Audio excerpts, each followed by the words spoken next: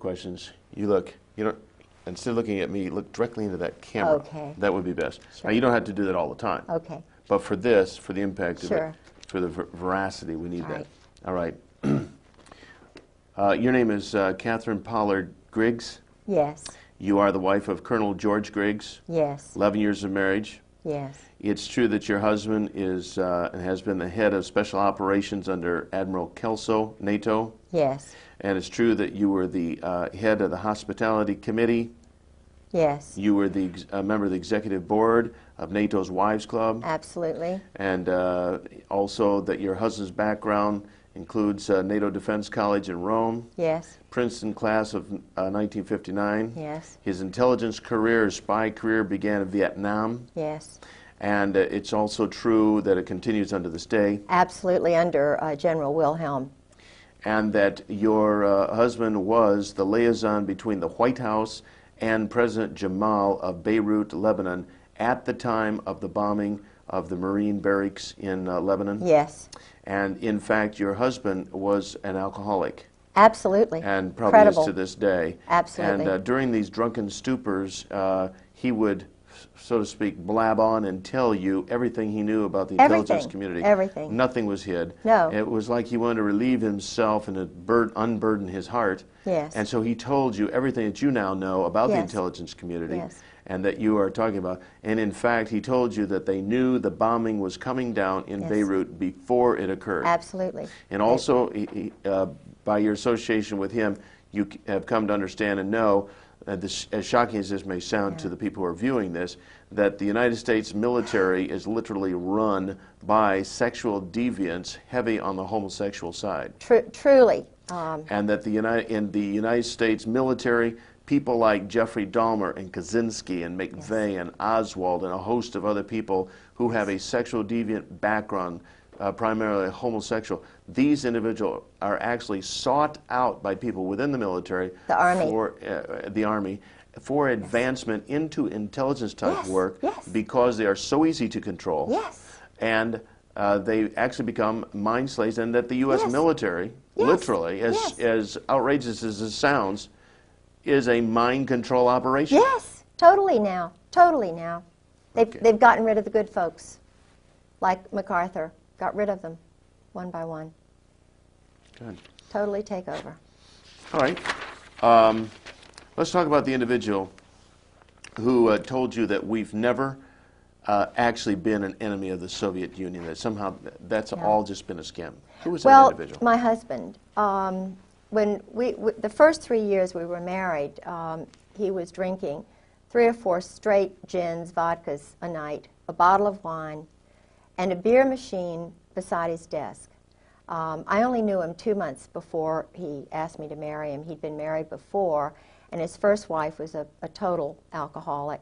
Now, someone would ask, why would you marry a man after knowing him only 2 months? I'm a strong Protestant Christian, and I have a lot of predestination. I'm a Scottish grandmother, and I was working as assistant director of the Chamber of Commerce. I had a brand new, relatively new Saab, my first car. It was an 83 Saab. I bought it secondhand from somebody who was 84.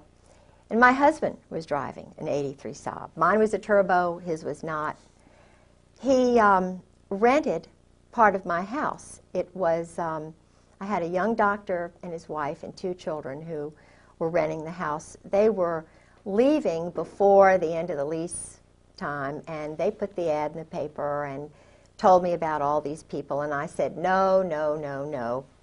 And I was, had been engaged to someone else. You know, I was just renting my house out. And they said that there was this man who had a dog and a mother-in-law and a son, and was a widower and a Marine colonel.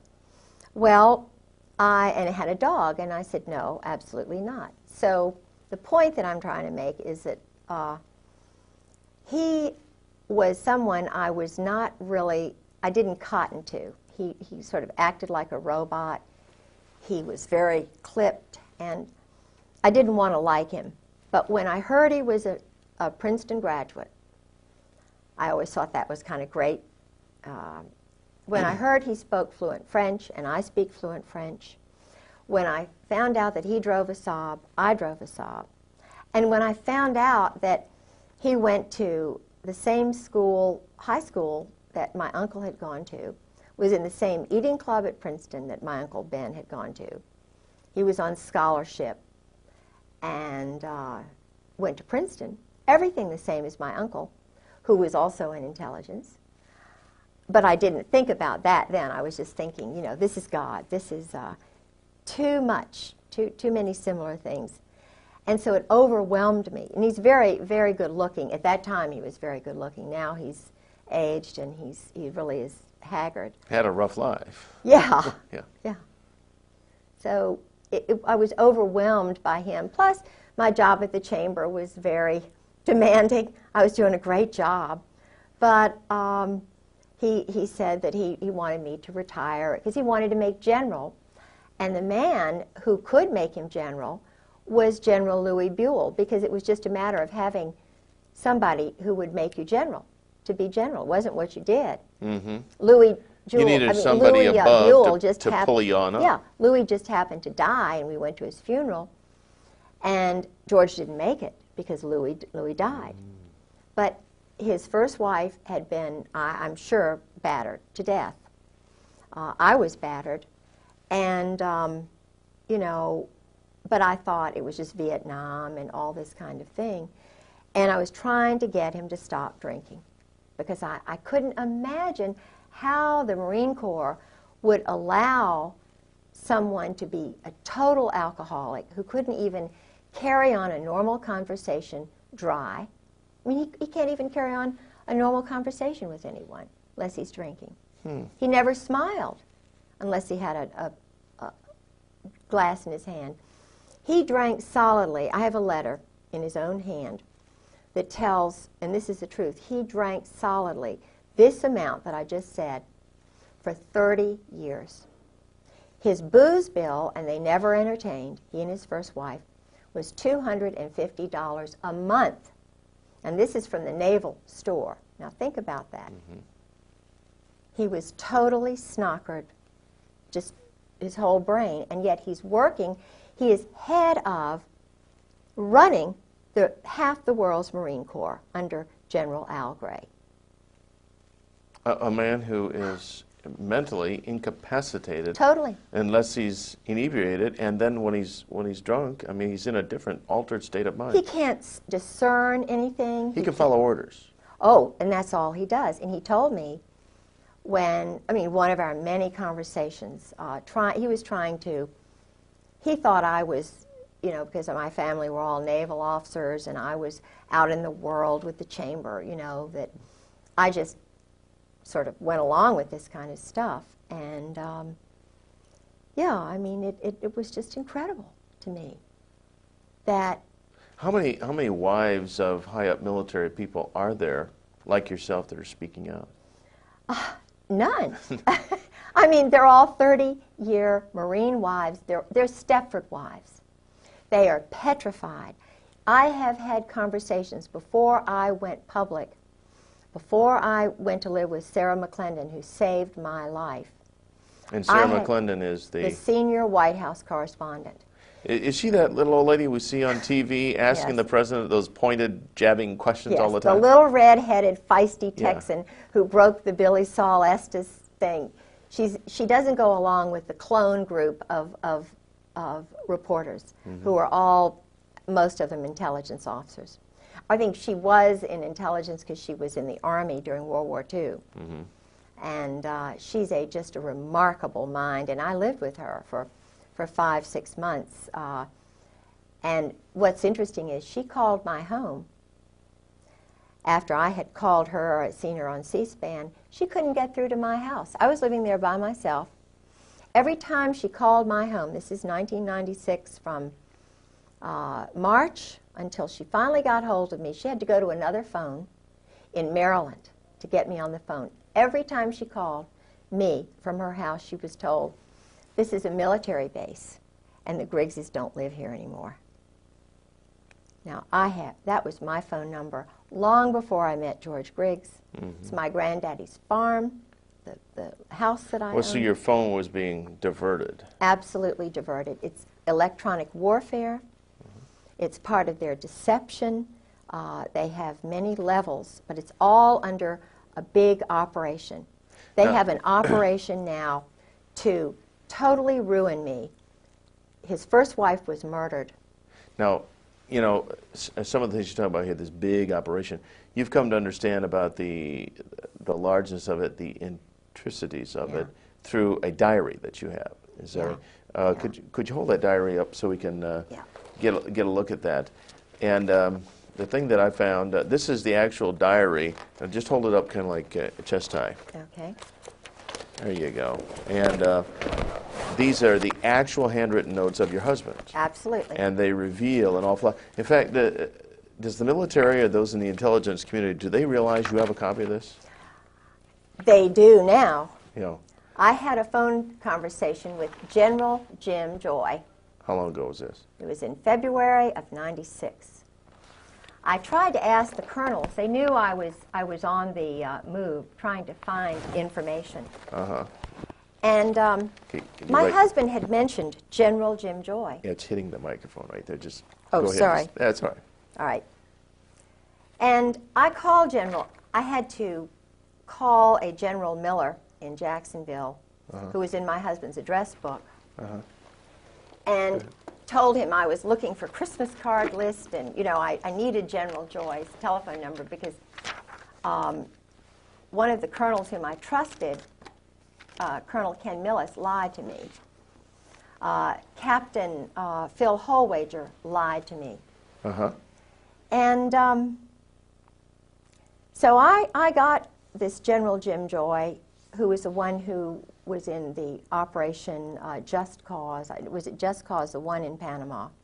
He was in charge of all the psychological operations, the booming music that they hit Noriega with, the chasing him around, the stealing same stuff his they did at clothes. Waco, too. Of course. We'll get to that in a minute. Yes. Okay. That's General Jim Joy, who was behind Waco. I see. And General Carl Steiner, the Snake, Okay. who tried to steal Desert Storm away from Schwarzkopf. Okay, so, but you were trying to get some addresses, and they were giving you the complete runaround. Oh, don't even know him. Don't even know him. Don't even know him. And I knew him because my husband told me, you know, that he worked with General Joy and General Steiner. They were the triumvirate. But they had different names. They were, you know, in plain clothes. They had different passports. So I got him on the phone. I was given the number by this General Miller. And I said, So in the movies, when they say they shall disavow any knowledge, that's not just that's not just a little thing for movies. That's the truth. They disavow knowledge of all these people. Totally lie. Yeah. But you nailed him down. Yes, I said, General Joy, I'm Kay Pollard Griggs. My husband, George Griggs, was in the Marine Corps, and he's battered me badly, and we're looking for him because, you know, this has been going on too long, and blah, blah, blah. And I was recording this conversation, you see. I was sitting on my bed with the diary right out in front of me. And he didn't know that I had the diary. He didn't know anything. It was cold call, like they do cold murders after when they graduate from SEAL school. Cold murders. I was doing a cold telephone call. And he said, no, I don't believe, and these were his exact words, no, I don't believe I know your husband. This is someone my husband, I have a card that General Joy sent my husband after the murder, of the death of his first wife, saying, call me anytime. You know, this man, here I was, traumatized, battered, beaten, and he lies to me.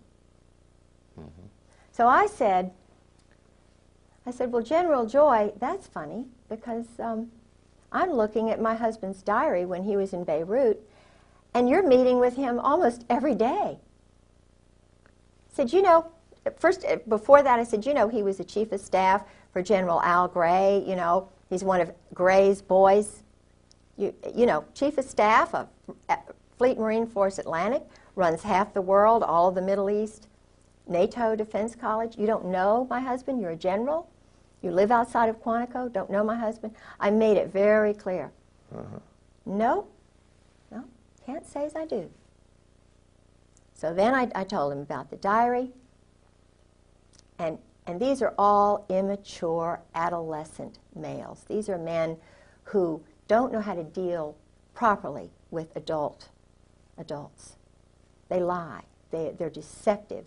They hide behind trees. But when you nailed him on the diary, when diary, he realized... He said, his exact words were, "Oh, that George Griggs." Oh, that George Griggs. And that's just the beginning of the kind of runaround deception that you've found with these people. Absolutely. And no doubt that's why they would like very much to have this diary. Yeah. This one page I found particularly interesting. What you and you're probably more familiar with their husband's handwriting. Instead of me reading it, read these notes that he had recorded there. These might help. Okay, I've got these. Alrighty. A number of the Marines told me a little bit about Dale Dorman. Dale Dorman's not a happy camper. Okay. Dale Dorman, because of some mistakes my husband made, was shot. This was at 7:15 to 7:30.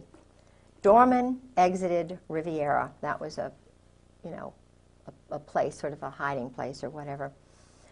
Gray and tan Mercedes. Up to 5 shots were fired. He raised his left arm. One round penetrated his arm. One struck his chest. Walked back into Riviera to the desk and called Post 1. Security vehicle went to pick him up. Returned to Durafound, 15 to 18 meters away, and treated. Medvac called 7:50. Medvac wheels down at 08:10 in a H-Bird helicopter. Riviera Hotel, approximately 1/9 of a mile west of the embassy.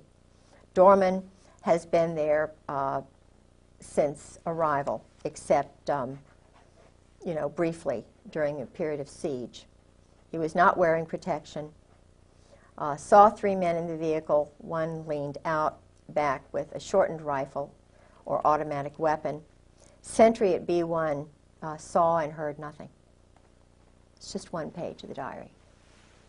Sentry saw and heard nothing. Right. In other words, the sentry Don't talk. doesn't talk. Right. Yeah. And there's just a whole world of these kind of assassinations and murders and directed. In fact, at one point, your husband actually just discussed people being eliminated. Yeah. Like you're shooting ducks. Yeah. Oh, we had innumerable discussions over dinner. He'd already had his 4 gins. Ah. Now, he'll talk to any woman or anybody who drinks with him, he'll talk. This man, what is he doing in security? You know what I'm saying? Mm-hmm. When he was at NATO, I'll get right back to that, but when he was at NATO and he was the head of special operations. In fact, I've got copies of his secret check in and out papers at NATO. He had them at home. I hope I still have those. But anyway, the point is, I could get in and out of the NATO headquarters just walking in, and there were all these shady-looking garbage men, and George would leave his office door wide open at lunchtime. He was flirting with a secretary who was a chief who knew everything. You know, the point is, what lacks security?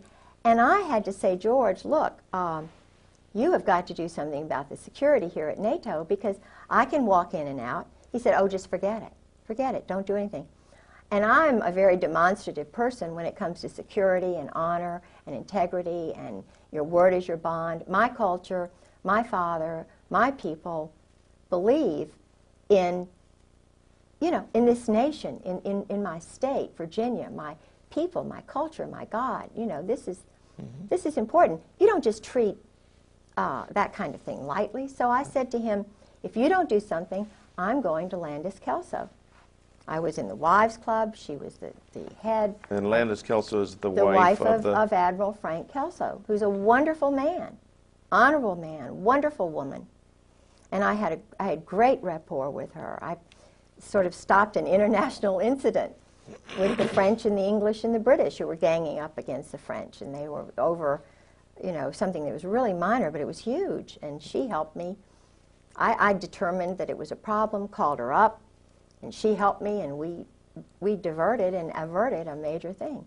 So he knew what I would do, and I said, look, if you don't write a report and do something about this, then I'm just going to go to Landis and say what's happening.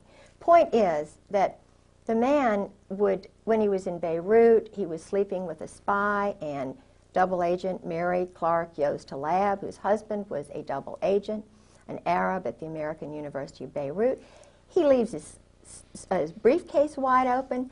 He was with her for 5 weeks in a hotel. This is a married woman with 2 children, and who followed him all around the United States, is still seeing him, met him in London, lived in Virginia Beach, was working in international programs at ODU while he was married. Would you say your husband is fairly typical of these powerful men? Oh, absolutely typical.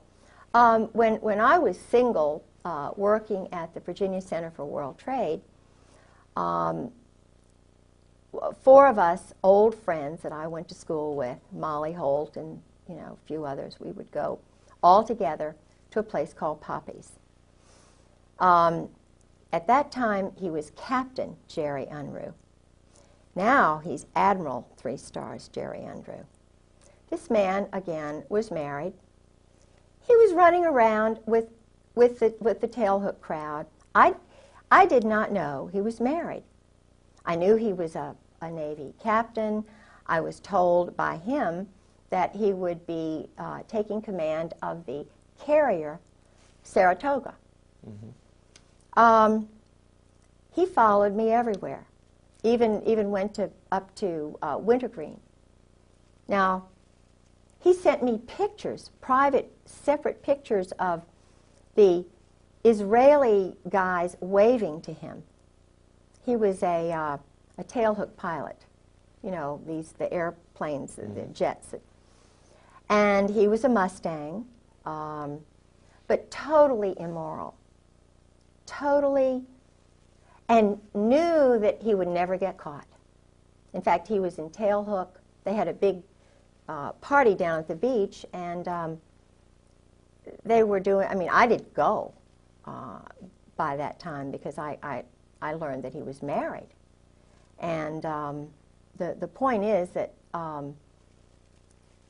he and this whole group, I've found out about Al Gray, General Al Gray. Yeah. Mm-hmm. Yeah. And what is this this consistent thread of the sexual degeneracy and the homosexuality and just the raw, base nature that seems to be so prevalent? Have you ever determined what it is? Why? Well, it's a way to handle them, to control them. Years ago you thought of people like General Eisenhower as an upright man. I don't know. I know some things about him. How far back can we go to where you find people that are decent and moral and upright? Right. Where you had real people who defended the Constitution, who had a feeling. Robert E. Lee was. There were nationalists and America first. You got to go back a good ways, probably. Absolutely. You see, growing up in Norfolk, Virginia, my whole family have been naval officers and also working. In other words, they would enter the service during a time of war, of need, and then they go back to being fathers and being husbands. I had a wonderful father, wonderful grandparents, wonderful family who put their family first. Well, they put their God first, Christ, and then their wives and their sons and their children. This is the way America was built. Now, these generals in the Marine Corps and Army, they don't look at it that way, according to my husband. They're ordered, and my husband, being chief of staff, told his men it was like this. It's the Marine Corps first, the brotherhood, the Cherry Marine, the bonding that goes on. Mm-hmm. the Marine Corps comes before God, before Jesus Christ, before the country. And then it's it's whatever the religion they have. I don't know, because my husband is not a Christian. He's an existentialist. And most of these guys are. Certainly Al Gray is. Krulak. I think his wife goes to church, but their God is this brotherhood. The brotherhood, and it's very German. It's very. Does it have Masonic leanings? Oh, absolutely Masonic leanings. In fact, the admiral who was the last admiral whose car my husband bought, he was very impressed with this Norwegian admiral. They're all Masons now. Mm-hmm. Not all Masons, but this brotherhood, Opus Dei, if they're, or the mob. I mean, the one thing I've been able to determine about the current Marine Corps, the Marine Corps that my husband came in with, Gray, Reap, Sheehan, they're all mob. No, when you say mob, you're talking mafia type New mob? Jersey mafia, right. Mm-hmm. Right. And there's Brooklyn, New Jersey. Okay, is the mob and this military bunch, they're one and the same? The Marine Corps guys are the hitmen, and they are mercenaries. They'll work for anybody. You think the Marine Corps is under the Navy? No way.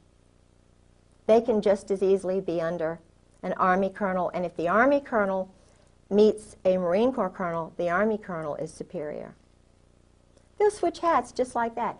My husband said it's just, no big a deal. I'll go work for the State Department.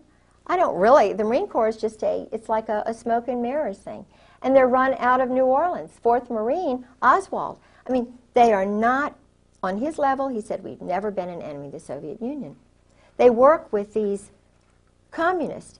The man who started this whole intelligence operation, the OSS, he was recruiting known communists who were involved in the Spanish subverting Spain. There's no more. They're not Americans. They're not Christians. They're German existentialists. Now, what are they doing running our nation? It's kind of, they have more affinity for the state of Israel right now than they do our nation.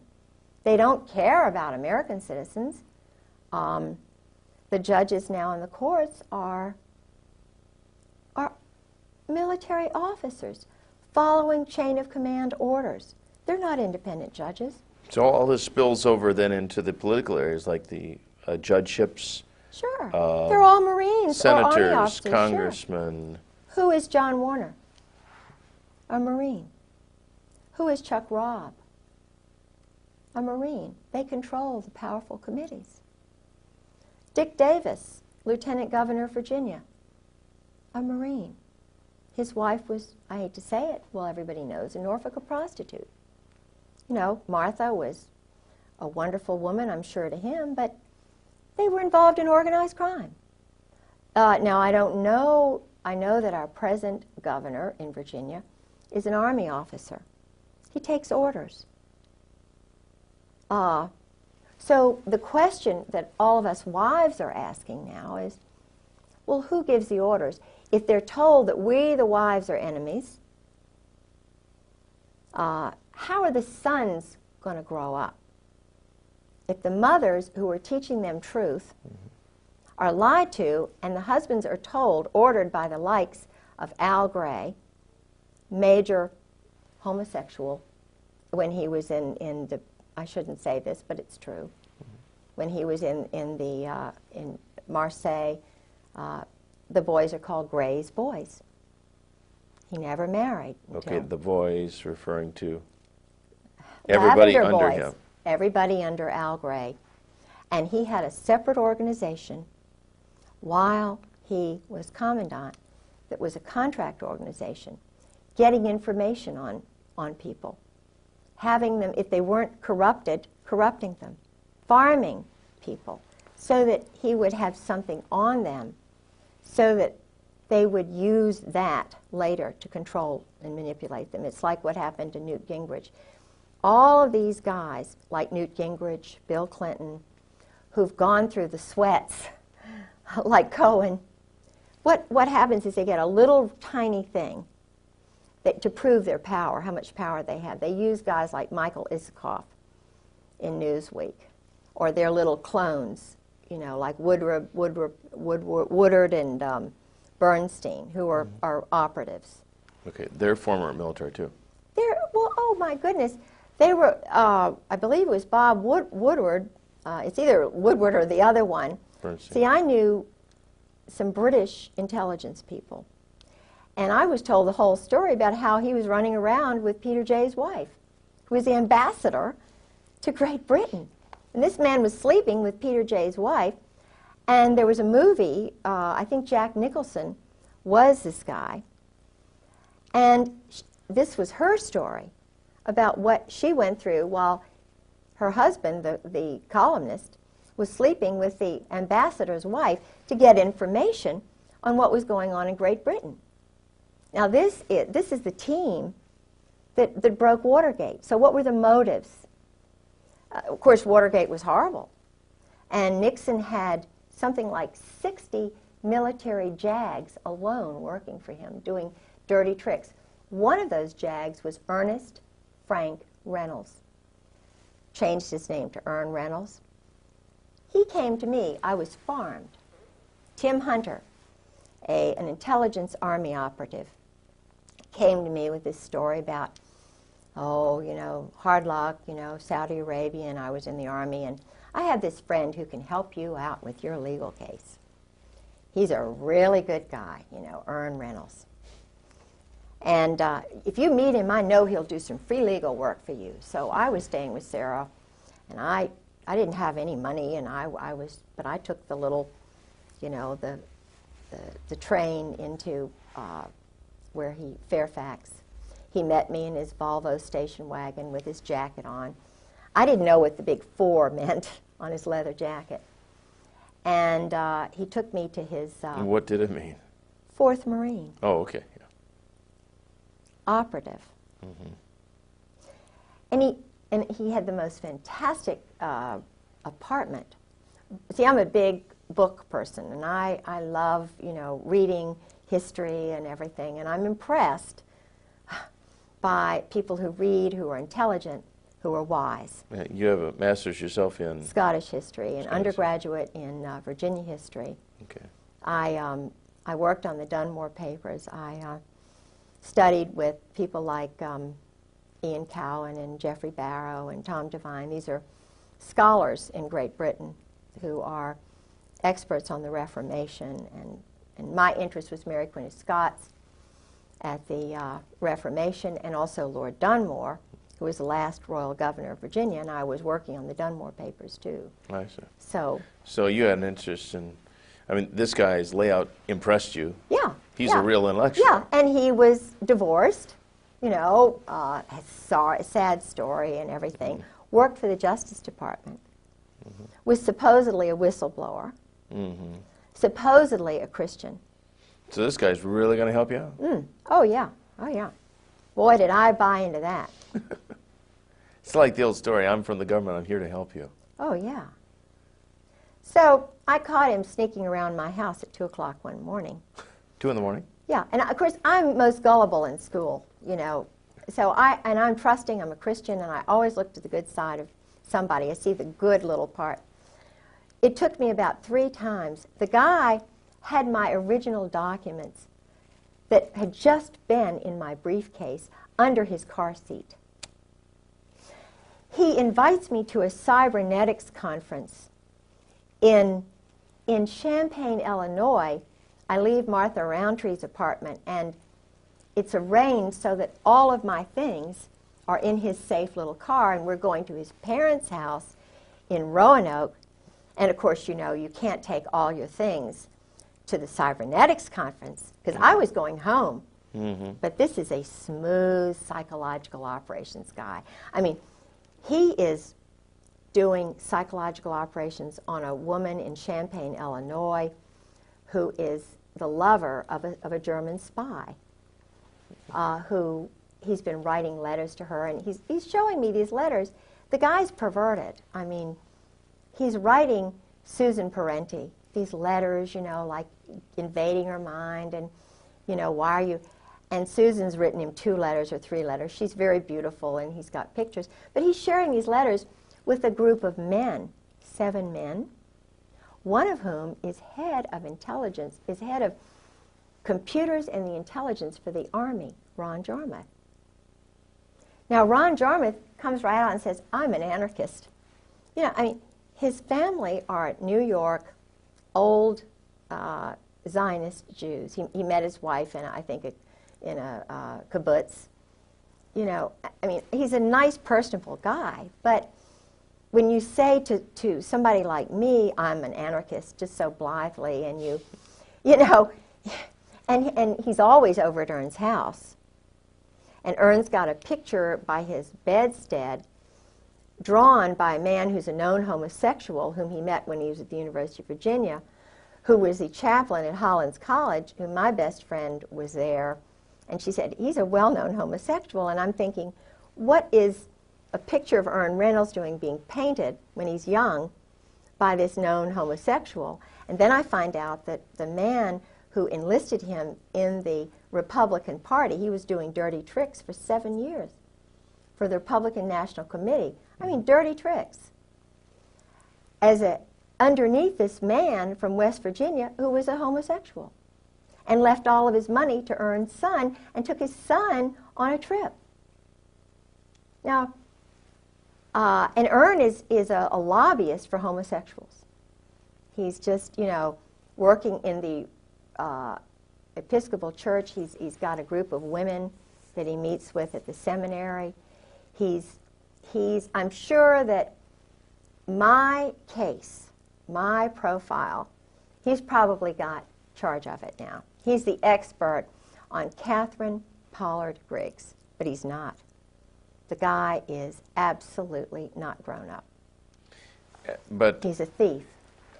And so he was your a jag.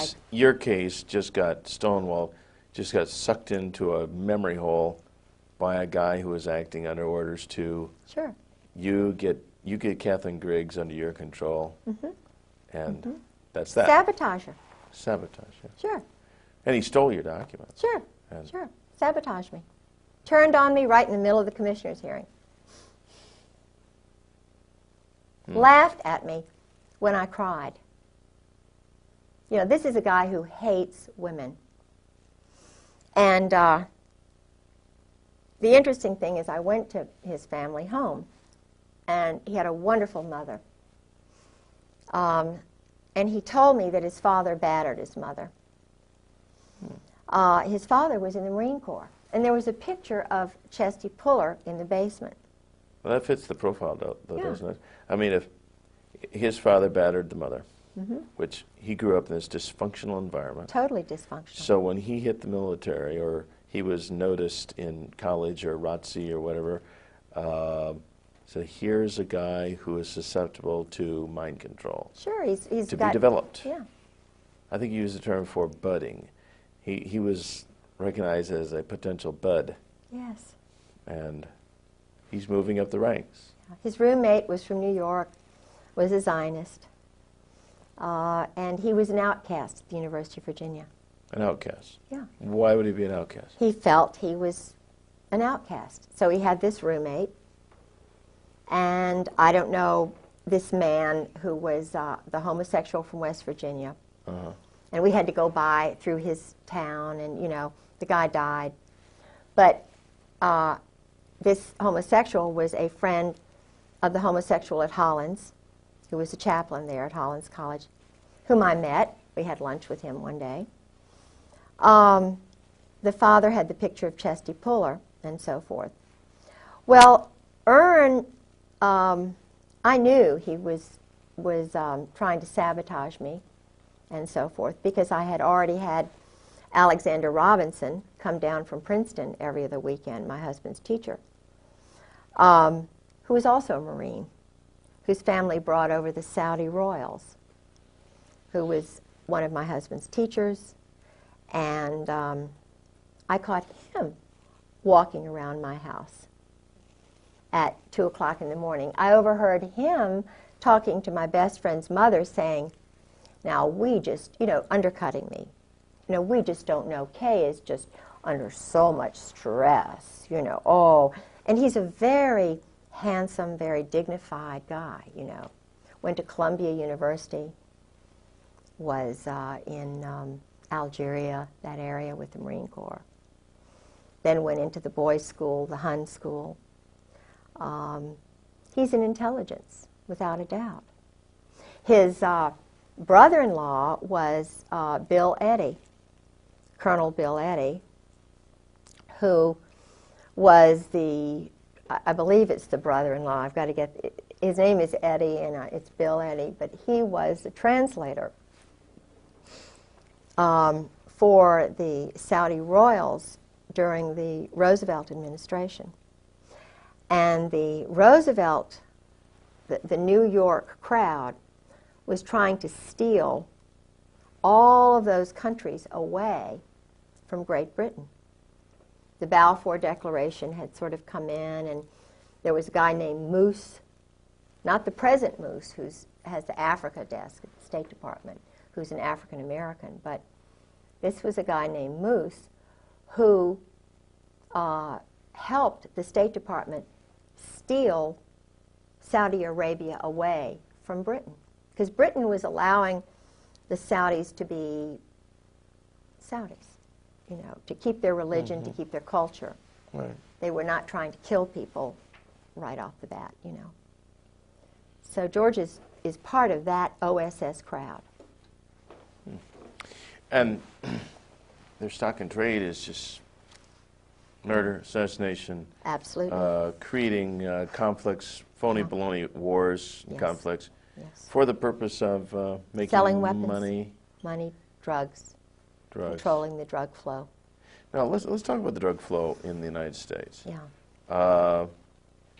Based on your conversations with your husband. I met drug lords through him. Such as? I met the head guy. See, George was telling me everything. First 3 years of marriage, it was just like, you're with me, gal, because he was so used to talking to Mary Halab and Anne Bouchou, Yeah. The group partnerships with sex and all this stuff. And I'm a pretty loving woman, and I'm fun. I was then. But you're not into swinging. No, I'm not into and swinging. swapping husbands and no, wives. and George was into swinging. He and Sue and Nancy and Jim Earl. This was, and I heard about that from colonels and one Navy captain. But then your husband also would tell you that this is just life the way it is. Oh, yeah. In our crowd. Oh, yeah. This is all it. these generals, admirals, colonels, all these people. Yeah. it's- Men, too. Yeah. Yeah. So, but he was just, I'm trying to remember what we were on, something that was, that I was going to say, and I remember, anyway, I can't remember. Oh, he's talking about the fact that they're into making money, and Yeah, this is the yeah. drug business. Oh, yeah, So Fahim. you met all these drug Yes. lords I met Fahim. as if they were just business partners. Oh, yeah. Well, he told me what they did. He, Fahim was a colonel. He's in the diary, too. But George said what they do is they nurture, they cultivate the sons of prominent families in all, the State Department finds them. They're called rising stars. Yeah. And they turn, that's the word they use, George used, they turn them, they bring them in, they rope them in. If they're alcoholics, give them more booze than anybody. If they want women, they find the women, they turn them, and then let them know if they ever get in any trouble, come on over here, we'll take care of you. Well, Fahim had come on over here. Things were getting hot in Beirut.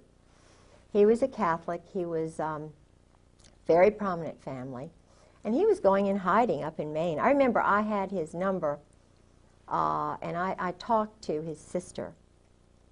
But they culled a lot of the stuff out of the house the very first time when George kind of disappeared, and and then I found out about what happened with Sue, his first wife, and all of that. Well, now, did they?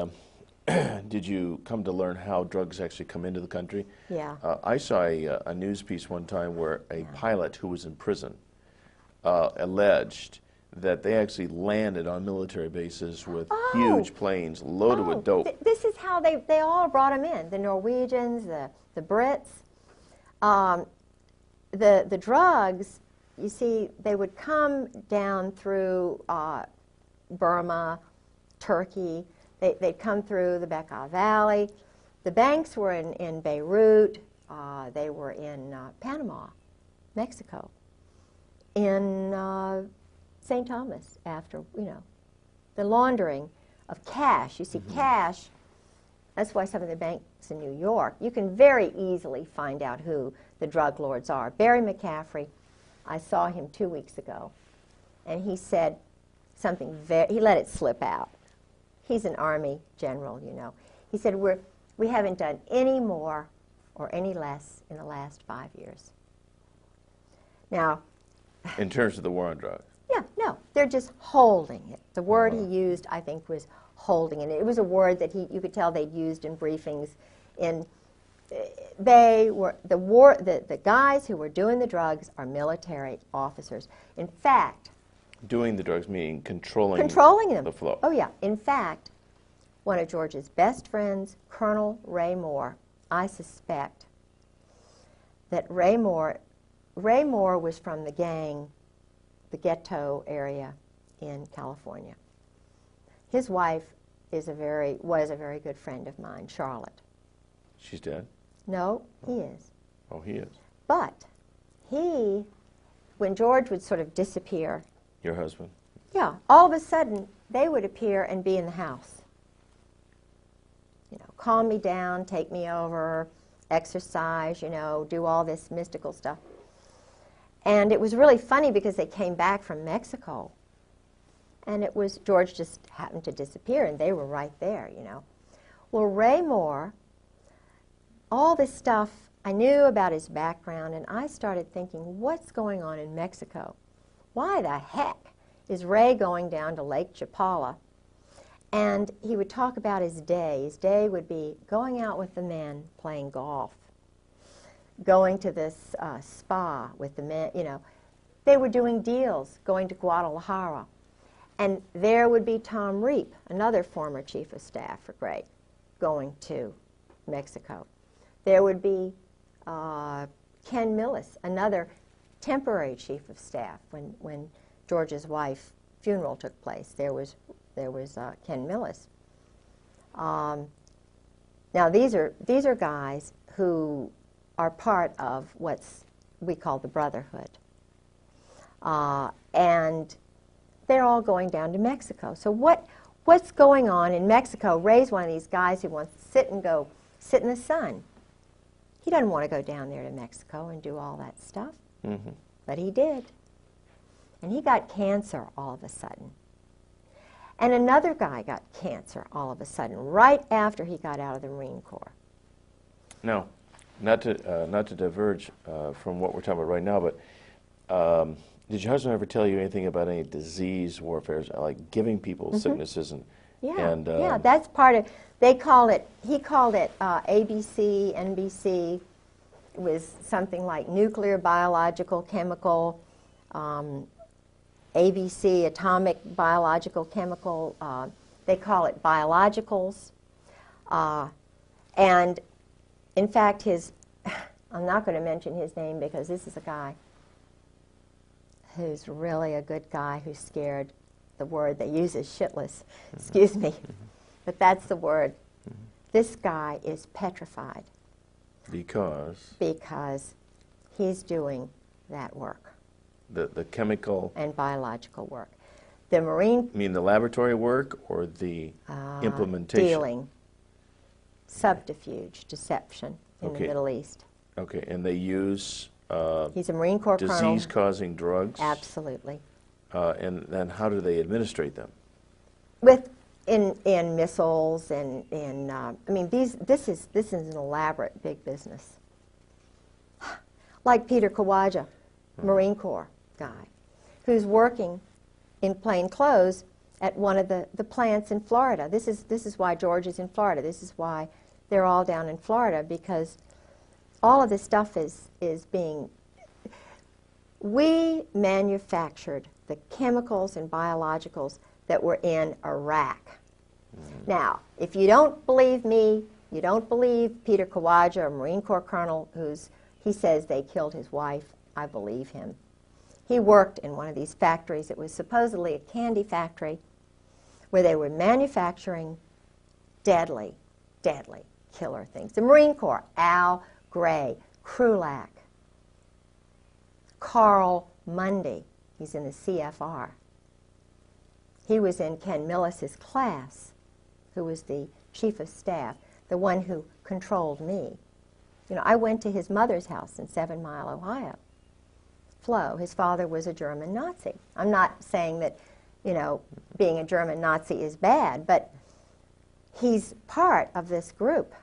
And if you don't believe me, if you don't believe Peter Kawaja about the drugs, you can, I mean, it's just, it's everybody knows. There's a guy named Randy Hebert, Lieutenant Colonel, hero, American patriot. This is a guy who should be the commandant of the Marine Corps, Krulak. I'm talking to you, I'm talking to Al Gray, I'm talking to you, Carl Mundy. You all are adolescent, immature. I call you twerps. You're liars, you cheat, you steal, you kill. You're beneath the contempt of any of your wives. They are scared to death. Why do you do this to your wives, guys? Look at that tape of Randy Hebert. I knew Chesty Puller, and this is a strong, wonderful guy. I knew his wife, Virginia Mack. I knew a real Marine. You can't say that you knew them because you didn't. I did. Randy Hebert sat. He could hardly talk. He was leading a platoon into Iraq. His wife was sitting to his left. His wonderful father was sitting to his right. And he said that his colonel, he's a lieutenant colonel at that time, I believe he was a lieutenant colonel, he said, my colonel ordered me, he said, all of our registers were saying, this is danger. There are chemicals, biologicals everywhere. I was told, and I was, you know, followed orders, and he was having a hard time talking. His wife was, this is a young guy. His wife was having to interpret for him.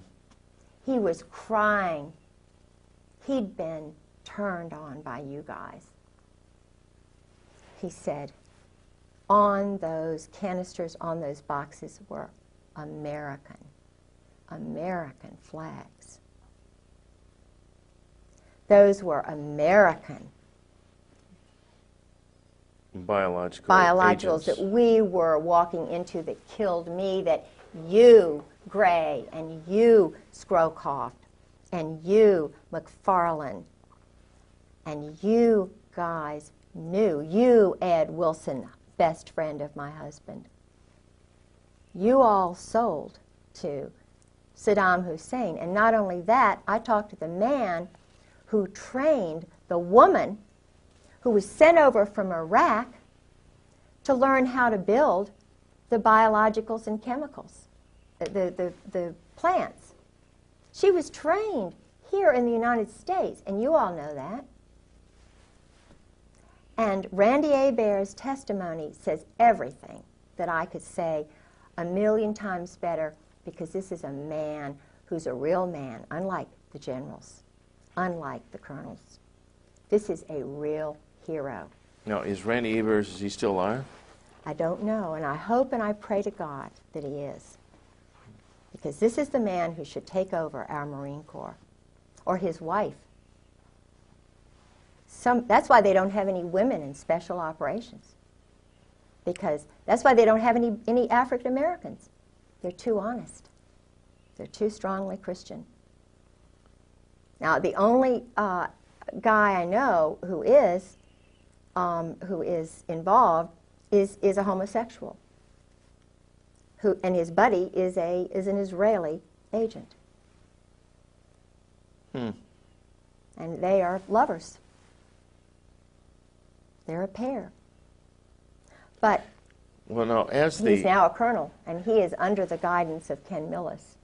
Okay, now as these generals, over the period of years, this is consolidated to where they're all part of this club. I mean, this is something that's been going on for years and years and years. Members of the firm. Okay, so as the firm grows, even as the old guys, the gray heads get old, die off, retire, whatever, they already set in motion a system that culls out these young, budding, rising stars, and they move their way up.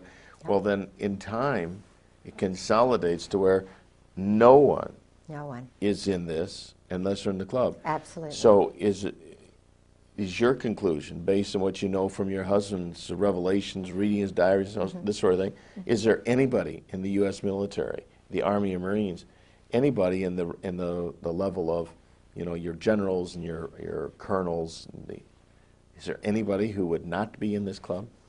There's nobody who doesn't know.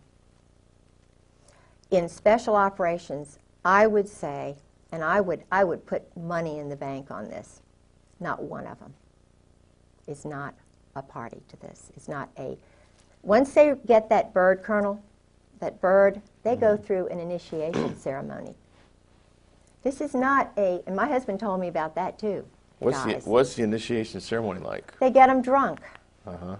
Dining in, shell back. He told me. Oh, dining in. This is a term that they use. Oh, yeah. A code word. Oh, yeah. Shell back? Shell back. They, what's that mean?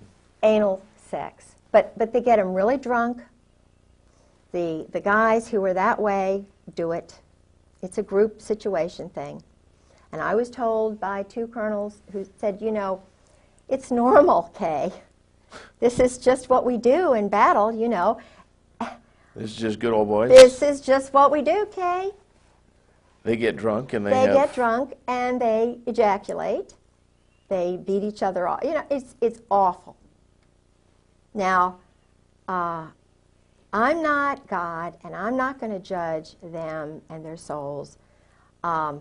This is a well-oiled system.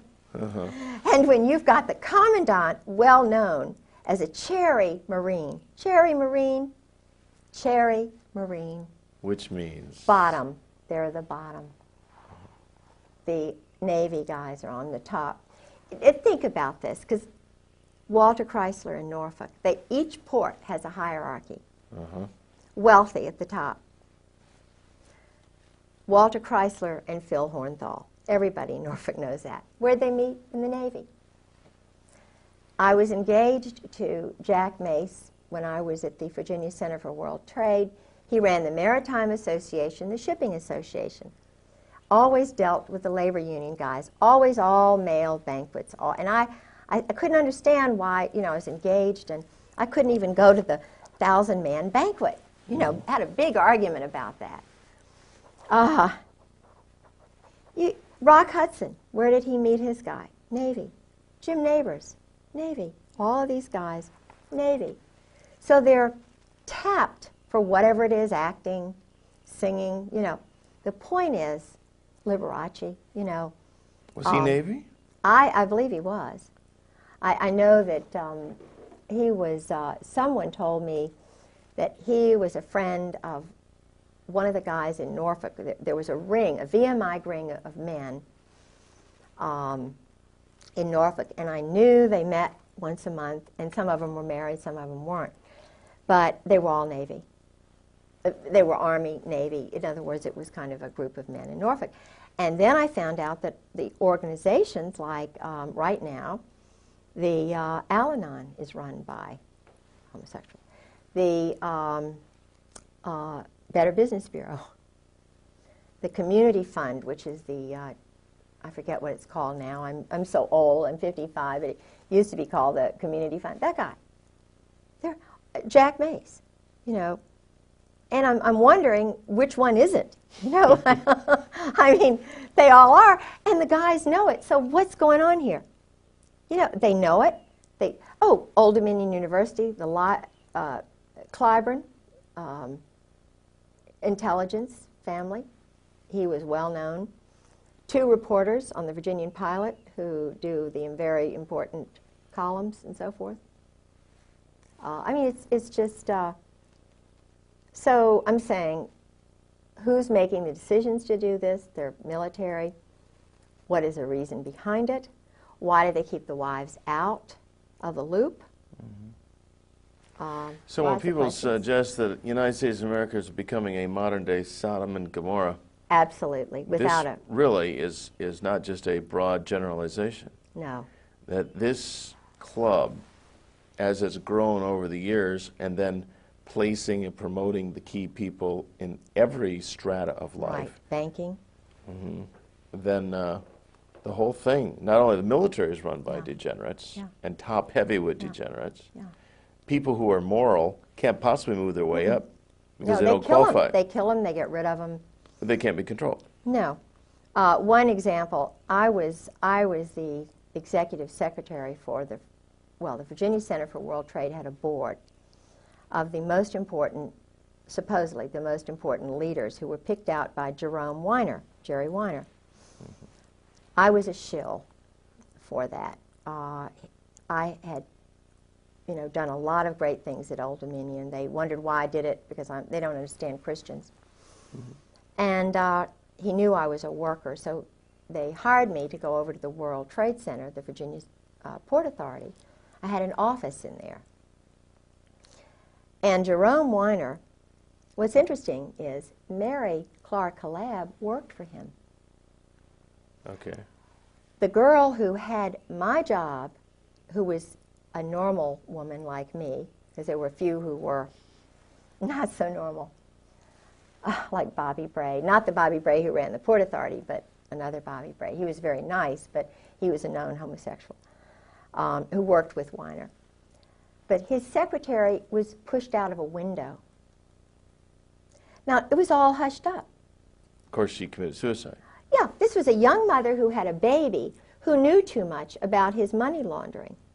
I reported the money laundering that Book and Weiner. Now, this is a professor, head of international programs at Old Dominion University, Jerry Weiner, whose father was very high up in this Zionist group. Jerry Weiner was doing intelligence work in Algeria, in Morocco in particular. He organized this board that I was the secretary for. He was a very sick, mean guy. I mean, you talk about really water. But Jack Mace was on the board, and there was a banker on the board. We can take a break. And take a break. Yeah, don't, did you stop it yet? No, don't stop it. We'll just leave these synchronized. And is your wife getting a cup? Yeah. I'm sorry. I was thinking I could use a little But drink. Gustavo... Do you need to use the restroom or anything? Yeah, no, I'm fine. I'm thirsty. But Gustavo, I love the guy. He was from Columbia. He was in Virginia National Bank, which is now Nations Bank. And, you know, I didn't put him, because I had studied Latin American history under a wonderful Dr. Blossom. I knew a lot of stuff about Latin America and Nariño and how Panama became a part of our country. And, you know, now, I mean, I understand it was drugs and running things through and everything, but Gustavo was in charge of all the laundering that was going on in Virginia National Bank in the port. And where did he go after that? He went to Florida. And he introduced me to Ana Maria Quintero, whose brother was one of the big mobsters. I mean, the big, you know, Colombian. You know, I met Ana Maria Quintero. See, I don't forget some things like this. That's why they don't like me, because I imprint on wonderful foreign people. I want to know them. I want to send Christmas cards, and it's not very good to have somebody like a little magnet. I'm sort of like a Monica, you know, she's seeking out sex with important guys.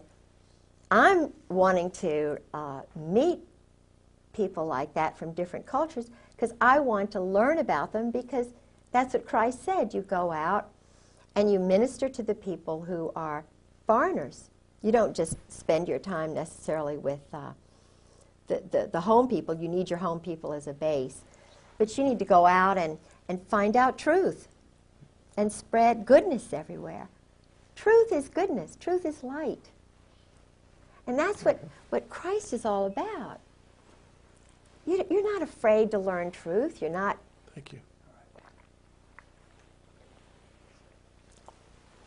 You know, all these cathedrals and things that were built in his honor. Why? He was wonderful. Why was he wonderful? Not because he hung around a little group, but because he was out trying to. He told the big guys, look, stop being bullies and cowards. Let the poor people into your church. Everybody, God gives us all a unique spirit. Our timing is different. Everybody's fingerprints are different, eyes are. We have the right to read the Gospels. Yeah. They shouldn't keep the Bible from us. That's right. The church is not a political organization where you've got a few little guys up here telling all the mothers what to do. Who were the ones with Jesus Christ at the, you know, on the third day? There was not one disciple there with him. It was the three women. So why are we leaving women out? Women, in Scotland at least, my culture, we're partners with our men. We need the authority of a husband. We want a strong moral husband. But what is that passage, you know, about the good wife? You know, I can't remember. It's in Proverbs. I mean, the virtuous Proverbs. woman. Yes, Yeah. yes. Right. I mean, she's buying, selling property. Yeah, right. She's doing everything. She's certainly not a no-brainer. So why keep her? Why keep her at home, barefoot and pregnant, and not being able to read and speak 3 languages, and welcome all the foreigners and, you know, to come in? Hey, that's what Jesus Christ would be doing if he were right here. He would be here right with me, saying, "Go for it, little woman." You know, I'm giving you the strength to tell the daggone truth. And if you get killed tomorrow, you're going up there. You're going to live forever. That's anyway. right. Well, now these, you mentioned when you get to be a bird colonel, and they have this initiation that involves all the sexual debauchery. Yeah. Now, would Drinking first. get them good and drunk. Oh, big time drunk. Because there would be some of these who, if they were sober, they wouldn't go through with it. Couldn't go through with it. They'd have to be blasted. Yes. Yes. Okay. Yeah. And now, do you suppose, I don't know, your husband maybe told you, when they go through all this stuff that they do, are there people there gathering information, Of course. intelligence on them? Of course. The chaplains are intelligence. You know, in Nazi Germany, that you had to tell on your parents, or in the Soviet Union, they encourage you to tell on your parents. Phil Holwager, the guys who go to Yale, who become chaplains, the chaplain corps is tell all the tales on everybody. They have collections agencies. These Marines are ordered to go and collect so-and-so at so-and-so. If a Marine tells truth, if he's a whistleblower, if the wife is too much trouble, they collect them, they throw them in, they fill them full of chemicals, they'll implant little things in them. I believe that my husband has an implant. Well, Now, McVeigh said he had a chip implant. I believe George did. Now ask yourself, all right, George, I know George had a male friend. You know, he had male friends. Your husband is bisexual. Yes, he's bisexual. And I was told that by colonels and a captain, by a psychiatrist. What percentage do you think of these higher up people are bisexual? Oh, all of them. If they're in special operations, if they're Marines, they're all bisexuals. They've all had to do it in order to get to be a bird colonel. The SEALs, it's kind of like the fast road to the top. So a guy could not be a SEAL without having. Oh, I don't believe so. I haven't met one that I don't believe would have done it. And judging from what a couple of colonels told me, it's just, that's the norm. It's just you women, you know, y'all are so sissy, y'all are just, you know, you don't understand how it is. We're under so much pressure. And when Valerie Wilhelm told me that about Charlie, I just could not believe what Charlie Wilhelm would be a... He's a general now down in Miami. And she was just saying, oh, well, you know, he's run around. He has to, she said. He's under so much pressure. And she was saying that, of course, I had met Charlie in Norway, and Charlie is sort of someone my husband just idolizes. And and Michael O'Boyle is another one. Michael is my husband's special friend. And when my husband retired, we went to Al Gray's office. This was a traumatic thing for me. It was a really weird day. We drove up with his son Douglas and my son Garland. We went to the commandant's office. They had, you know, something to nibble on and eat, and, you know, just a little something. And his wife Jan came over from 8th and I Street, the commandant's house, with her dogs. She sleeps with stuffed animals and dogs. I don't think there's any love-making that goes on with Al Gray and his wife, quite honestly, and neither do the colonels. She is a wonderful, sweet person, scared to death. She worked for his intelligence organization, and then she supposedly took care of his mother. And then they married, you know, because he would not have made it. Everybody knew he was a homosexual, not a bisexual. This is a homosexual commandant. I talked to people who actually, one woman who went to one of the parties, she was French, and she married a naval officer. And it was when George and I were first married, and I told George about what she said about General Gray. She said, you cannot believe this man is totally debauched. This man does these group sex orgies outside of Marseille, France. He's just horrible. You know. She said, now I have to admit, I was party girl, you know, went to these parties and so forth. But what would happen is, and I met a guy in the laundromat who was very, very, he was enlisted, and he was involved in Beirut, and he knew my husband. He was going back and forth from Gaeta to the New Jersey, the ship, and then, you know, into Beirut on the beach and everything, and he worked for an admiral. Now this is a big admiral.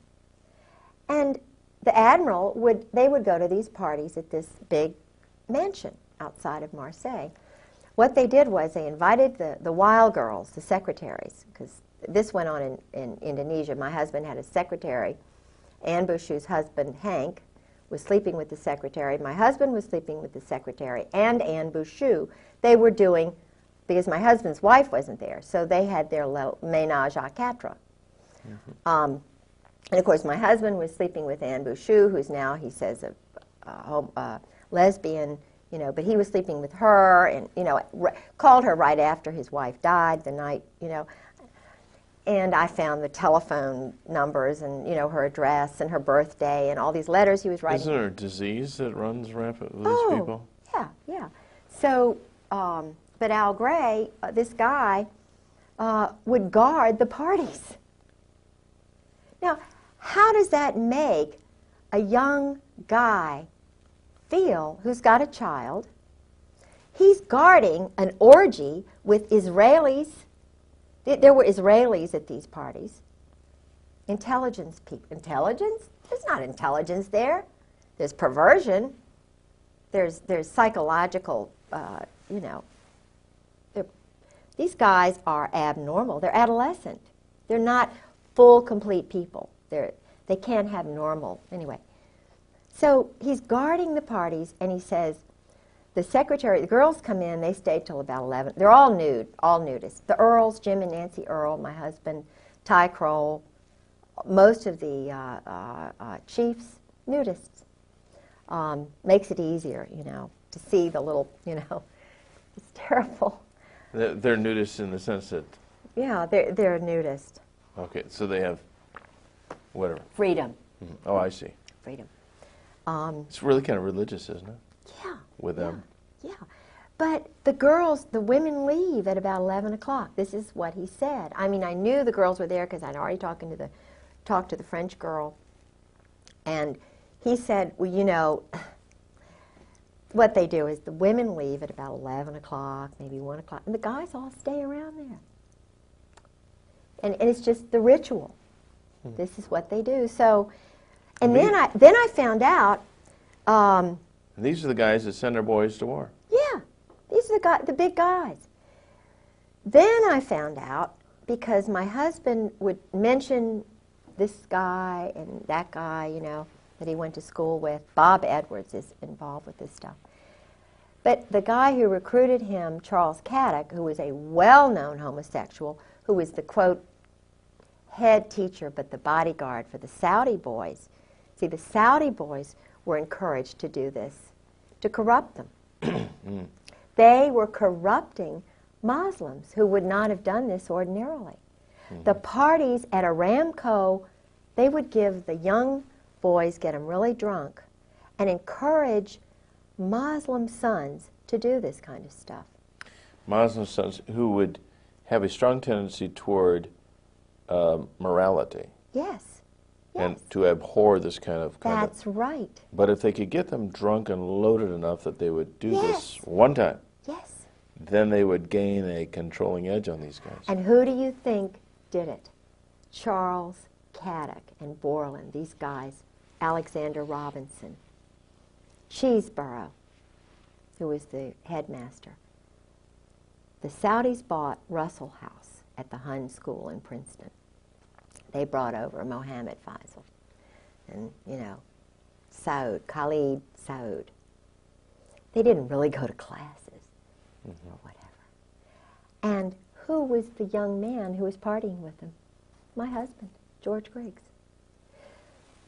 Who was in the group with them? Einstein. I mean, my husband was partying with Albert Einstein. I said, well, you know, And when would this have been? At what age in his life? 52, 53, 54, 55.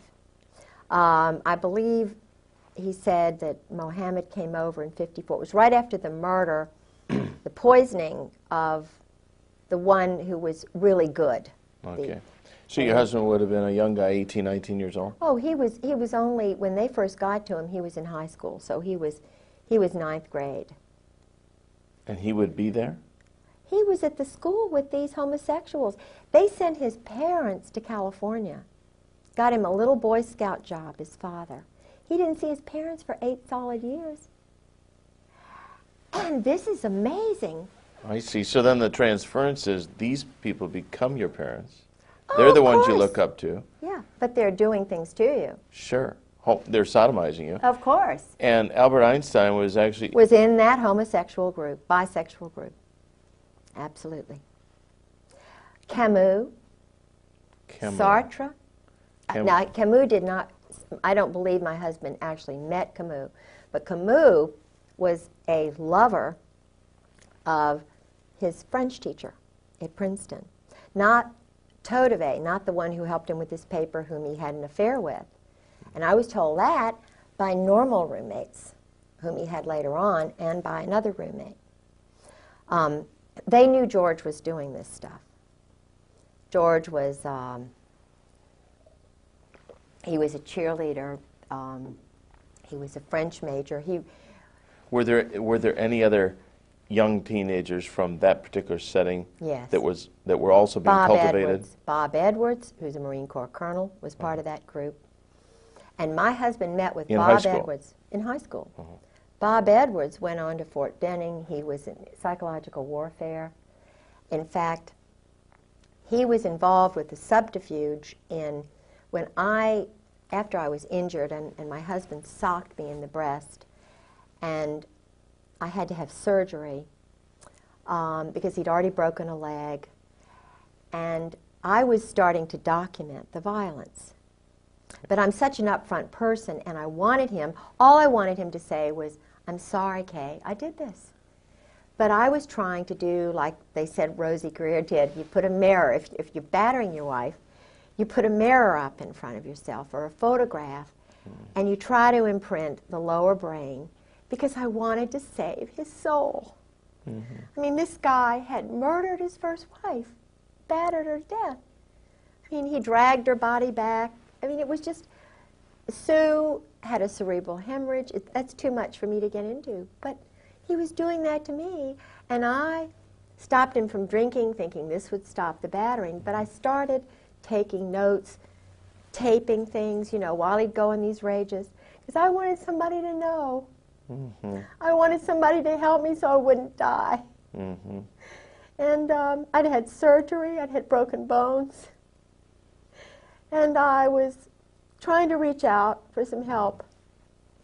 And so I was trying to get him to realize what he was doing to me. And I told him, I said, "George, I know you did this to Sue.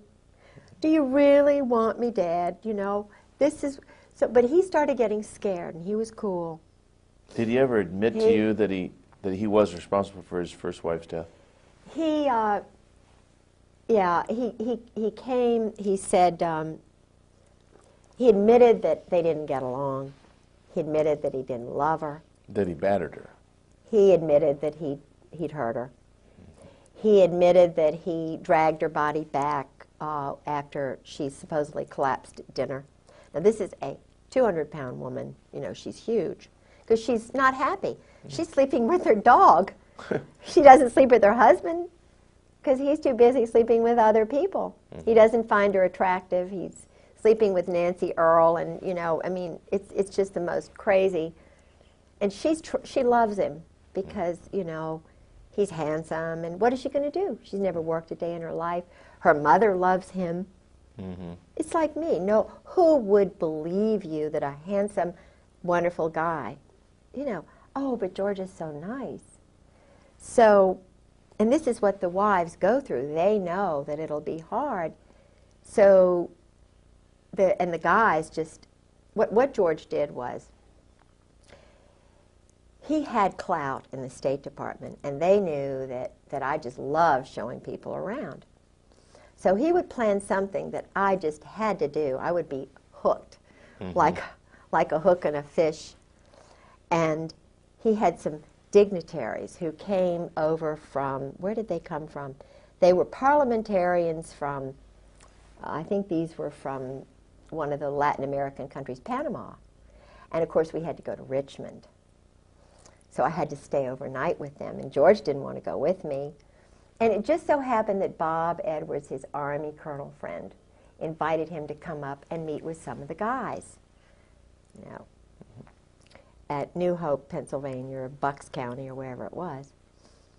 Well, he had already been talking to Phil Holwager about the abuse, because I had gone in for surgery, and I thought it was very unusual that Phil Holwager was there during the surgery, kind of holding George's hand. It wasn't for me.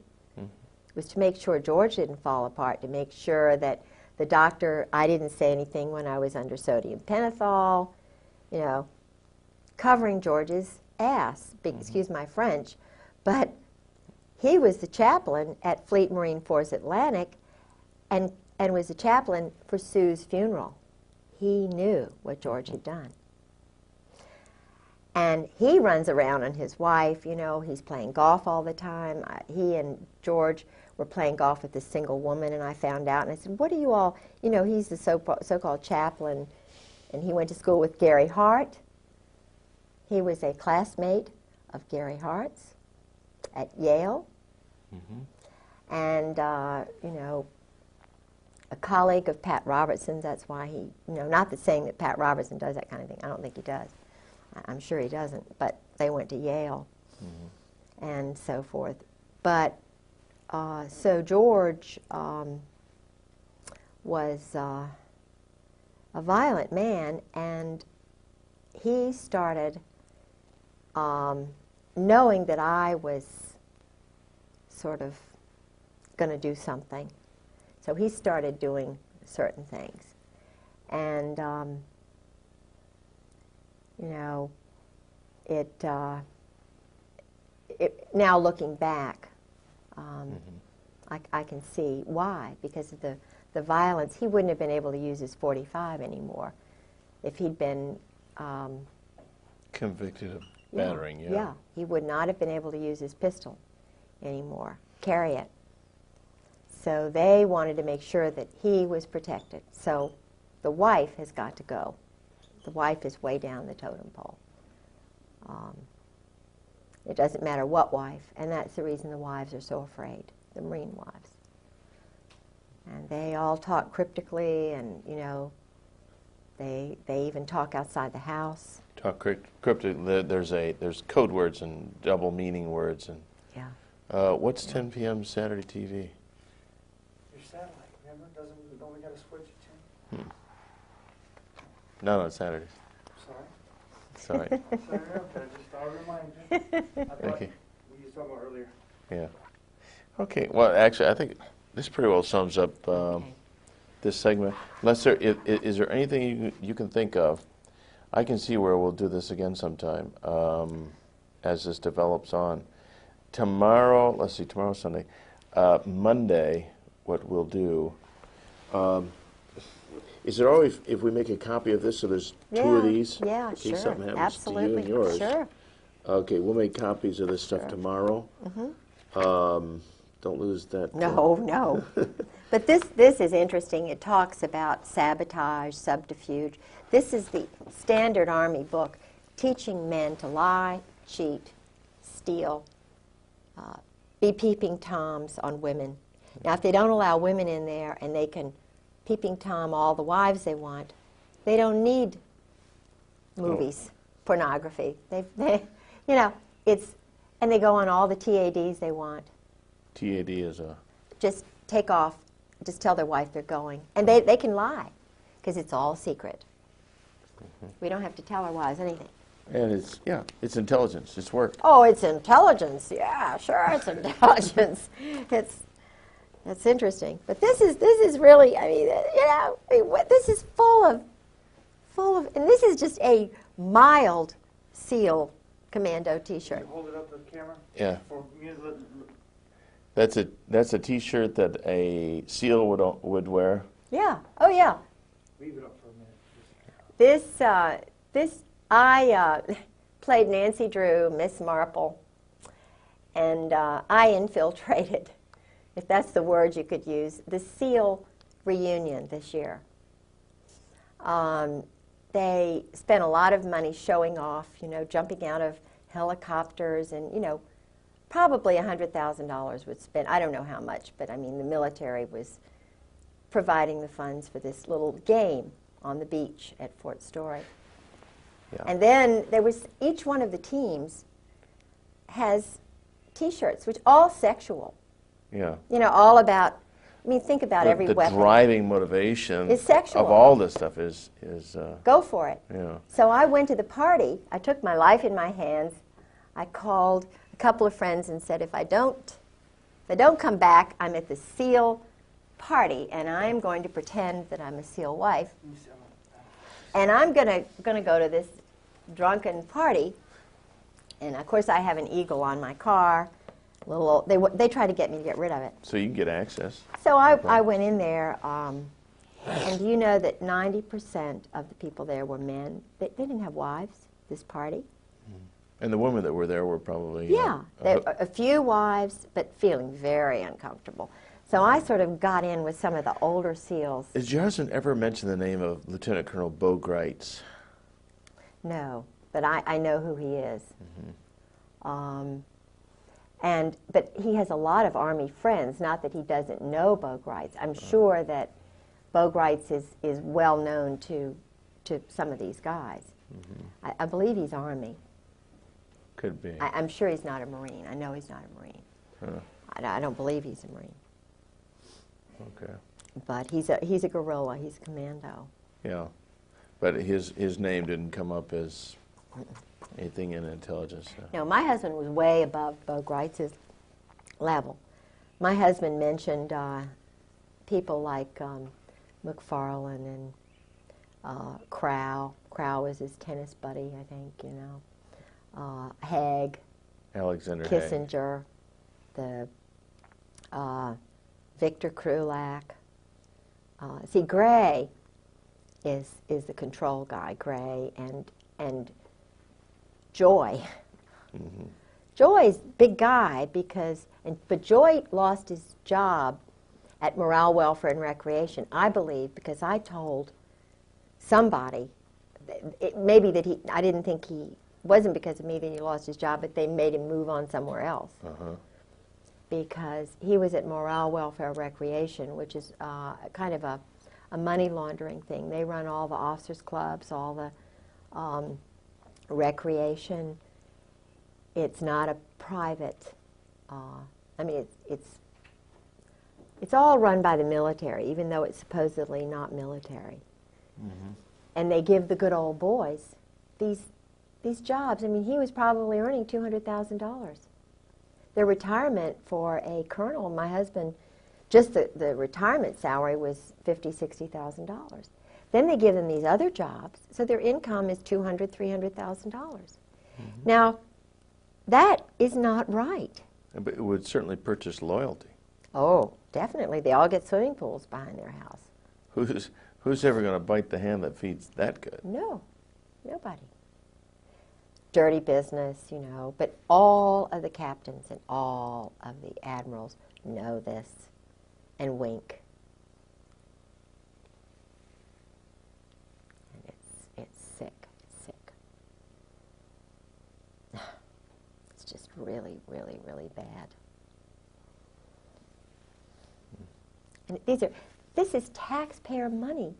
Hard working people who are just wondering where the money is going to come from to pay their taxes. Mothers of children who are having to work 2 jobs to feed their 3 children. And they're spending $10 million on phallic-shaped weapons. I went to the Army show just last week. I was up there. They had a hearing on Okinawan rapes a day. You know, they call it a murder rape a day or whatever, you know. Crime a day by Marines in Okinawa. And I went up there. John Conyers had a hearing. And they also had the Army show, which I had gone to a couple of years before. And in the basement of this big hotel, they have these 200 or more vendors of weapons. Israel has a joint venture. IAI has a joint venture with, is it TWR, that does all the credit reports on Americans. Whoa. Now, they have the computers together. The Israelis stole the whole INS-law system and sold it back to the Justice Department. And there were murders over that. Mike Fuller knows all. Mike Fuller was a former assassin who's talking, and they are after him. Believe me, I met him through Sarah. He and... what about this Victor Marchenko? You're pictured with him. What's that all about? Well, he is a typical example of the mercenary who is brought over from Czechoslovakia, Poland, Romania, the Eastern Bloc countries, who were actually KGB, double agents. Oh, Marchenko is... Okay. The family, his family were Yeah, his family came over. They weren't even citizens. In other words, they bring over the young men. Right. They work for 5 years, and then they become citizens. Now, I'm not saying, I mean, I've read his books. I wanted to meet the guy. He knows George. He knows who George is. I read 2 of his books just to see if it's what George said, to kind of balance, and what these other guys. If you read Marchenko's book, you'll see what my husband, the arrogance. Well, sure, we're going to go into this embassy. We're going to put a whore with this person, and we're going to spy on them and what they're doing, and, we're going to just steal that statue just for the hell of it. I mean, now when you multiply every one of the teams, all the graduates, and think in terms of 100 men applying, and maybe 90 go through most of the training, but they don't quite make it. And then they've got, 400, 600 men who make it, how many don't make it, and then you multiply that over time, and then the ones who are, this banquet, this gathering of SEALs that I went to, there were probably 1,000 guys there. Now they have to do a cold kill. Cold kill? Kill somebody, murder somebody, just to prove they can do it, like ducks. Wait a minute, the SEALs? Yeah, SEALs. So like all 1,000 of these guys have killed They've somebody. done a cold kill, yeah. Now a cold kill would be a killing under orders? It's a graduation exercise kind of thing. Who would they kill? Oh, it's just somebody, just anybody. Just go into a hotel and whack off somebody. I was told that for graduation exercises, the greatest thing they could do was to break into a general or an admiral's wife's house and steal some things, personal items. And to prove that you were good enough to get in and out. Oh, yeah. And all of my underwear disappeared, my lingerie, my teddies. And the funny thing is that I don't know whether it was Michael O'Boyle doing it because he was, from 1991 to 1993, Michael O'Boyle was 3 miles away from my husband. He was at his graduation exercise. He was very close to my husband. And yet he was just down the road, and I started questioning my husband about, what is this about you and Michael? What's going on? Well, Michael was there, and my husband never told me he was there, and he saw him all the time. And I'm looking back at when my teddies disappeared, but all this time, now Michael he and his first wife had divorced, that's okay, but he had an affair with a woman and a child, a secretary. So he was having an affair with a woman. Michael is both ways, you know what I mean? But in order to get into the system, he sort of did it with my husband. He was my husband's friend, younger friend.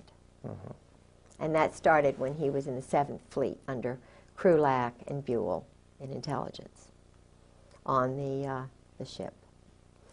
So, but Michael, there he was at Little Creek, my husband's best friend. He never invited him over, but he saw him. So I don't know if you can guess what that means. But the teams, the biological electronic warfare school that, after my husband left FMF Lant, he went to the school, the Special Operations School, which ran the teams, foreigners, and everywhere. Okay, now the term MAC-SOG, what does that mean? What is that? It was a kind of a code word for going out and sending platoons to kill people in Vietnam. SOG is Special Operations Group. Special Operations, SOSS, OSS, Secret Service, SS, Nazi Spetsnaz, the German stormtroopers. They all, if you know anything about the German High Command, it's the Brotherhood. It's called, they are connected with the Opus Dei, which is an Italian kind of a business group that works within the Vatican. And I'm told that, and I like the Pope, I think he's a wonderful guy, but I'm told that he was involved with that during World War II. I've heard that too. And that the guy who was the Pope before was murdered so that he could get in. Now, I'm still curious about the SEALs in this murder thing. Are we still on? Yeah. Okay. Now, a SEAL, in order to complete his indoctrination, becoming a, quote, full-fledged SEAL, part of that includes the fact he has to have killed somebody. Yeah. All right, and it could SEAL be Team 6, right, the red team. Red team. The Ghetto was the captain of that team, and his wife and I had wonderful conversation. And would she confirm this as well? I mean, did she confirm this with you? I guess she would. She's scared. She's frightened. Most of these women are scared to death because they're warned. They know what happened to Sue Griggs. Okay, so They but they know. support you, I mean, Yeah. philosophically, in their Yeah. hearts at least, Oh, if not yeah. with their lips. Oh, yeah. Oh, they yeah. s- We talk about it. Some of them have to go out of their house. Some of them won't even talk in the office in which they work. They've had men come by their houses. They've had their papers stolen. I mean, association with They're- you could be the kiss of death. Yeah. Oh, sure. And they know that. But we talk anyway. And you're talking about some really brave women here. And when I talked to, there are a couple of colonels' wives, and before I went public, you know, they were talking to me, except for Carolyn Millis she turned just like that. She was the one whose house I was in when I told about the go-go dancers in the officers club and me taking the picture and thinking about writing the letter to the wives. And she said, "Oh, you can't do that. You'll ruin George's career." In other words, Carolyn has really bought into the system, and she's very pretty and she's very influential with the wives group, but she'll turn on you in a second. And it really hurt me because I was, you know, I kind of depended on her and Charlotte Moore. But when I went public, when I started telling people what I knew little bit by little bit just to get my courage, and then when I finally went to visit Sarah McClendon, it was like, you see, I told you. I mean, Sarah McClendon called my house and they told her it was an army base. I mean, it was a military base, and that the Griggses didn't live there anymore. Ha, ha, ha. See this paper?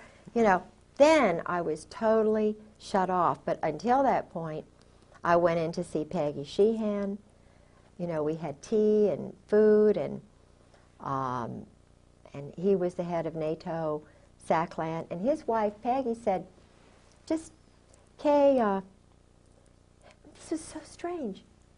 She said, just leave a note on your refrigerator. Yeah, for George. Just leave a note on your refrigerator. Meaning? In other words, he's coming in the house. They're coming in the house. It'll get to George.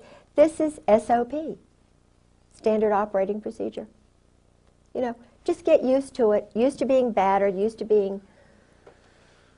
Well, she was a worshiper of the security of the position, the money and everything, and just don't rock the boat because this is the way it is. Yeah.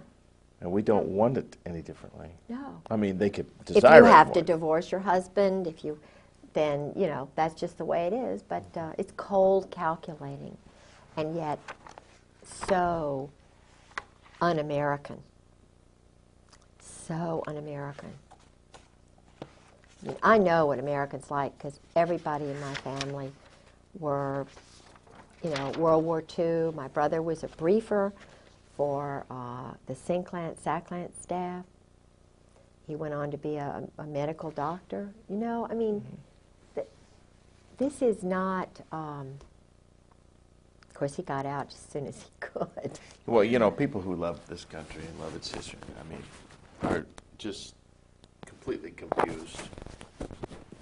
Yeah. From cab drivers to Yeah. bartenders. I mean, nobody can figure out what's going on. Why is it everything goes the wrong direction? You know what I say? When I started this, it was like a maybe a 2,000-piece puzzle. I know enough. It's like a puzzle for a 2-year-old or a 1-year-old with 6 pieces. It's so easy to see. And everybody who talks to me sees it the same way. I'm sort of an interpreter. I kind of give a lot of the wives hope, and the guys too, who are already out and scared, and you know, and they say, "Hey, well, this little woman, she's a real feisty, you know what?" And I don't know whether they're going to kill her, what they're going to do, and they say, "Aren't you afraid?" And I say, "Yes." I mean, I've had death threats, and I mean, it's been hell.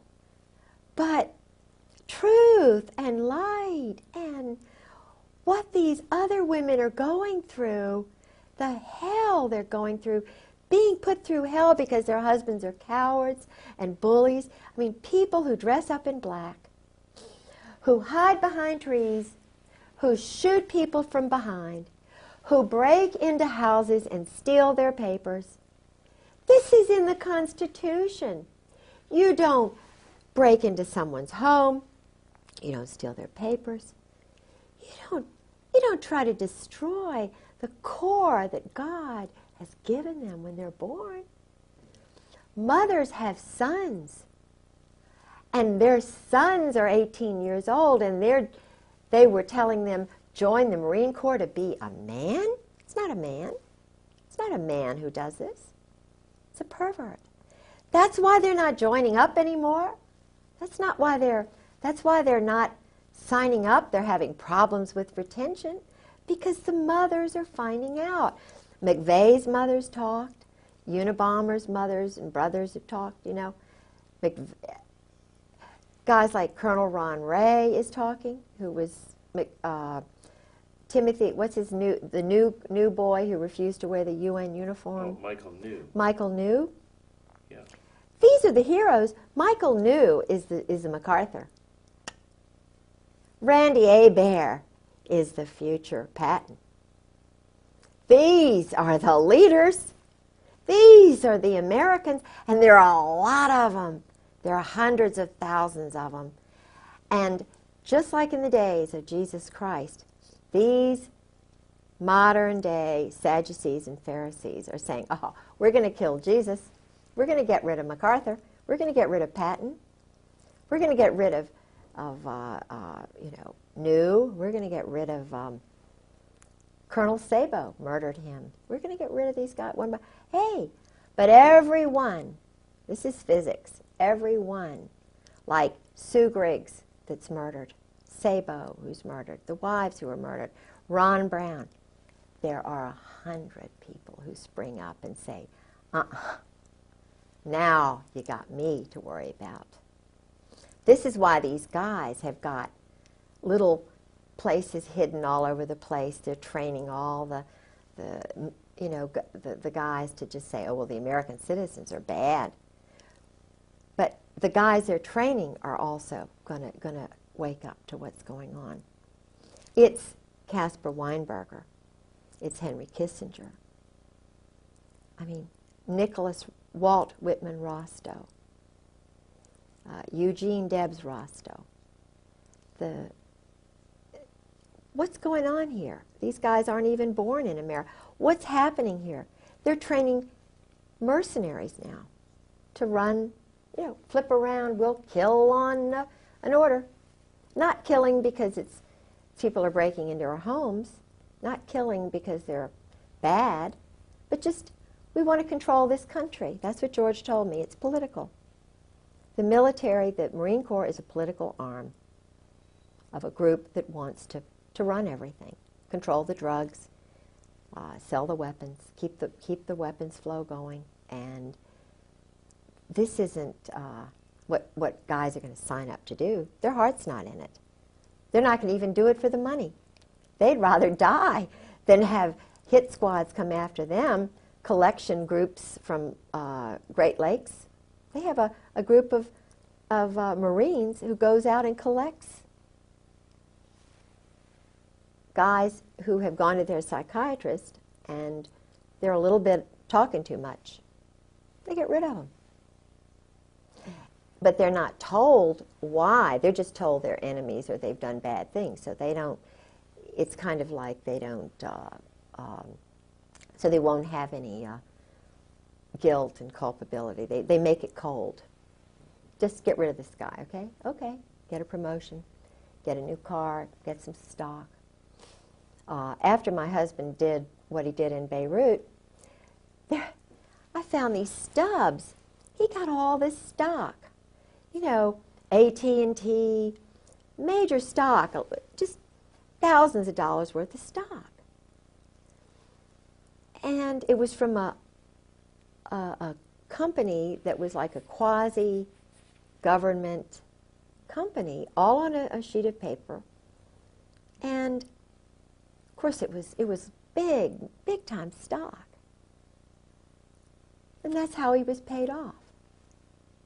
Stock. And paid off for?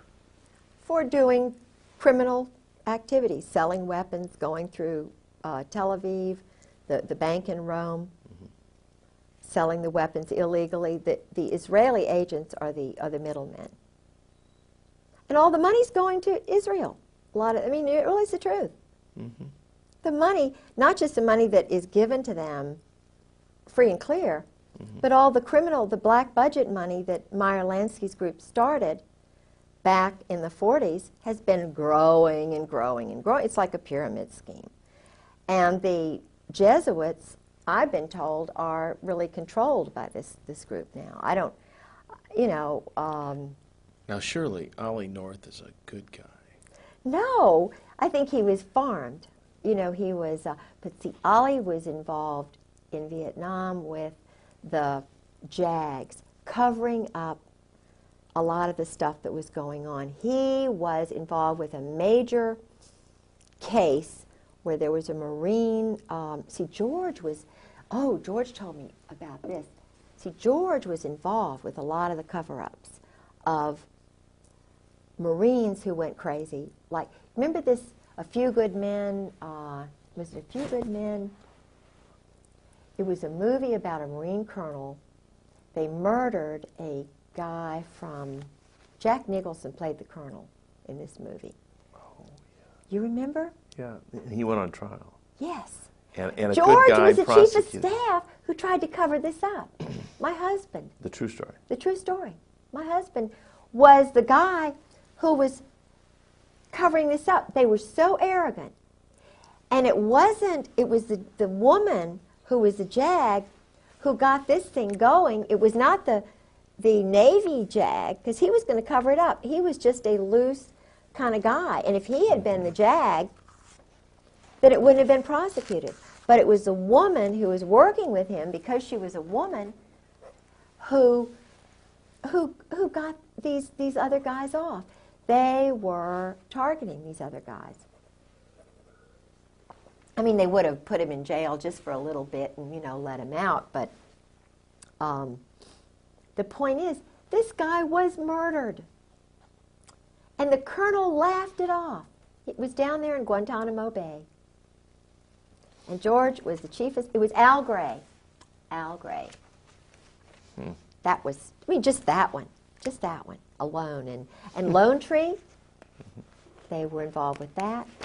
Because see, it's just so sick. I mean, they are so easy. Let's break. Okay. I'll tell you, this has been a tremendous. I'm going to let you take this home and read this letter. Or did you take the letter? You got the letter. Had the letter. Okay. Take this and put the letter in there. because you'll see the glasses in there. Oh, okay. Bless your heart for sitting through all this. You know, it's just basically, I'm sorry. I couldn't stay down there any longer because I could hear a little bit. But it's just, you know, it's my life.